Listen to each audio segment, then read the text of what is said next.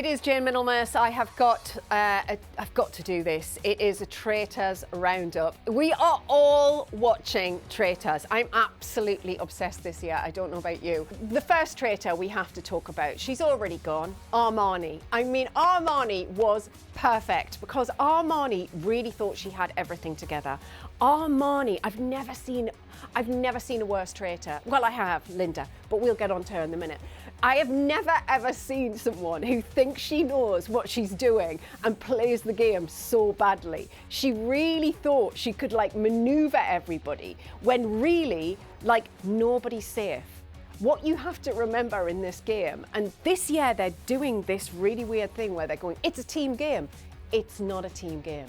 You can't trust anybody in Traitors. And they're all sort of ganging up and going, let's all go for this one. It's like, no, let's not. You have to literally think for yourself in this game. And that's where they're going wrong. So Armani bit the bullet week one. I mean, she was Gonzi. And I mean, I think even Mina, who is a really cracking traitor, I would have chosen her to be a traitor. She threw her under the bus. I mean, even I would have thrown her under the bus episodes before, but she had to go because she was literally terrible. And I loved when she said to them, you need to up your game. You need to be more vocal. And it's like, no, we don't. You're literally playing the worst game possible. Let's get on to Mina. Now, Mina as a traitor, I would have chosen. I had her in my sights. I thought she has got what it takes. I don't know what it is about her. She seems really strong. She seems really powerful, but she also has that undercurrent of, yeah, I can lie. I can properly lie. And she is playing the game brilliantly. The only person that thought or sort of had an inkling that it may be her was Dan, and they voted them out because they voted him out last week because they're all a little bit thick when they get to the round table.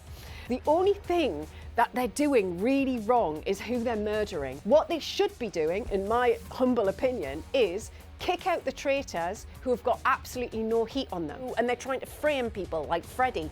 Don't do that. Freddie's framing himself. Leave Freddie. He's going to get voted out at a round table. What you have to do is go for the really strong characters who are never, ever, ever going to get voted out. You want to go for Leanne.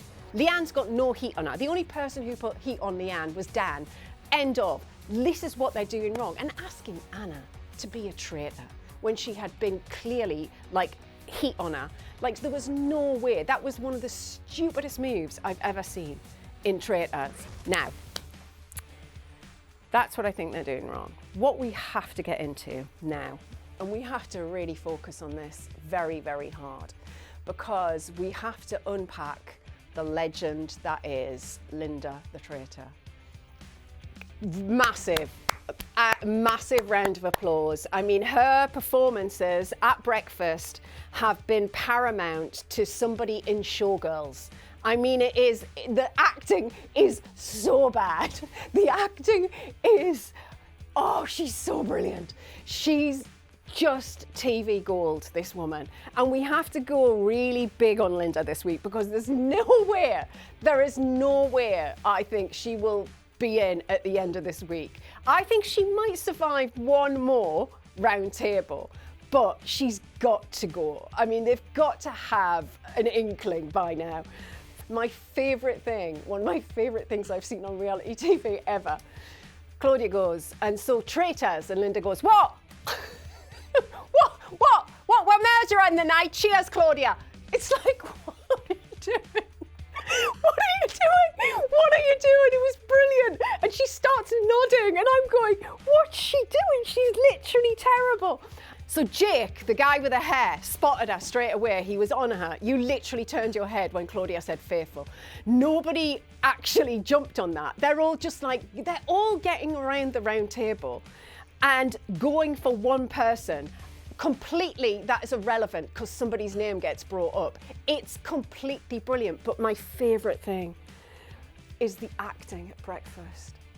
It's the acting at breakfast. You know, it started out week one. You know, it was simple steps. You know, the acting was level one. You know, it was level one. It was like, I wonder who's going to come in. Oh, I'm so shocked that she's not here today for my breakfast. I can't believe it. Oh, like this. It's like level 1. And then last week, she ramped it right up to sort of like tsunami level of really bad acting. This was an absolute blast. But when Linda was at breakfast and Livy didn't come in, who she knew she had murdered the night before, and she just sat there and went,